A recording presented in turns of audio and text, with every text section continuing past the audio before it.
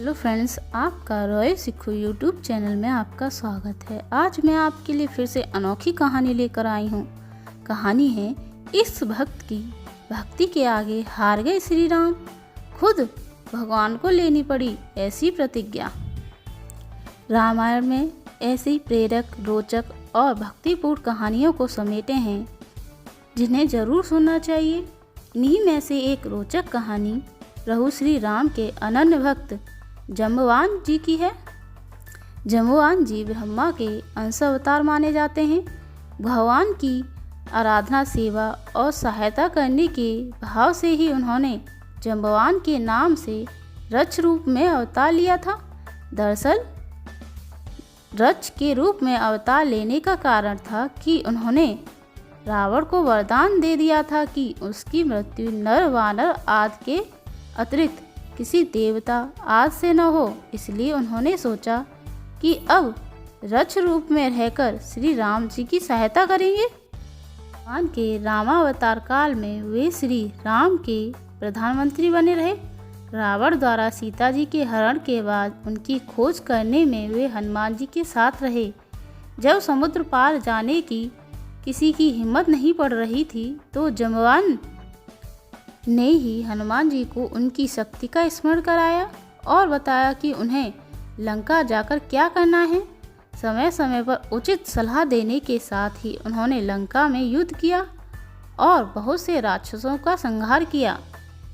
भगवान राम के चरणों में जाम्बवान जी का इतना प्रेम था कि लंका से अयोध्या पहुंचने पर उन्होंने वहां से अपने घर जाने से इनकार कर दिया।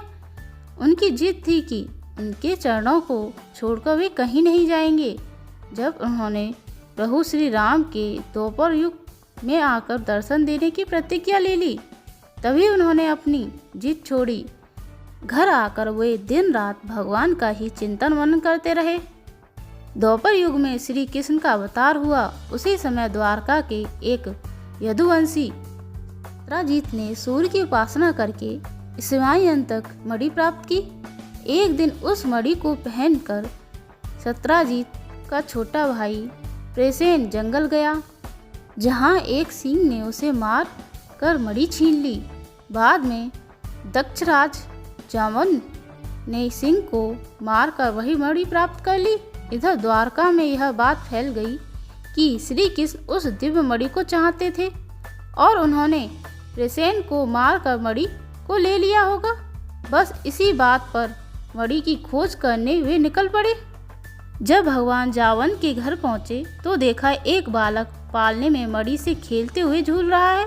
अपरिचित को देखकर बालक जोर जोर से रोने लगा।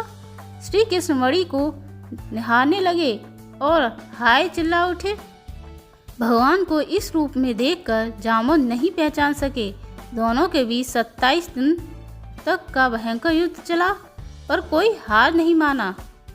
भगवान ने एक जोरदार घूसा जड़ा तो जाम्बवान कमजोर पड़े, परंतु ही उनके मन में विचार आया कि उनके प्रभु के अतिरिक्त किसी में भी ऐसी ताकत नहीं है। इस भाव के आते ही उन्होंने देखा कि उनके सामने धनुष बाण लेकर प्रभु श्री राम खड़े हैं, जिनसे आज्ञा लेकर वे अयोध्या से निकले थे। तब उन्होंने तुरंत प्रभु के चरणों में प्रणाम कर पूजन किया और उस मणि के साथ ही अपनी पुत्री जामवंती को समर्पित किया। राधे राधे। जय श्री राम, जय श्री राम।